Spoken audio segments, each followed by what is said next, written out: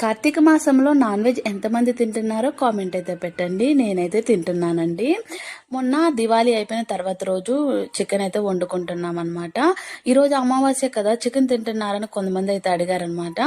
తింటున్నాం కాబట్టే కదా వండుకునింది, లేకుంటే ఎందుకు వండుతాను, ఎల్లుండి తినడం కోసం ఈరోజే వండుతానా ఏంటి?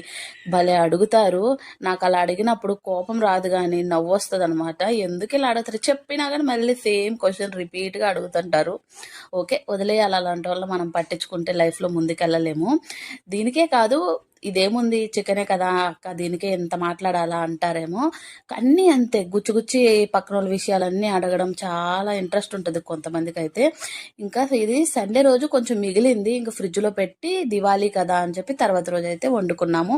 తెచ్చుకునింది పడేయలేము కదా, ఇంక వండుకోవాలి తినాలి కాబట్టి తిన్నాము. ఆమెను ఎక్కువ రోజులు పెట్టుకున్నా అంత బాగోదు. ఓకేనా? కార్తీక మాసంలో ఎంతమంది నాన్ వెజ్ తింటారో కామెంట్ పెట్టండి. బాయ్.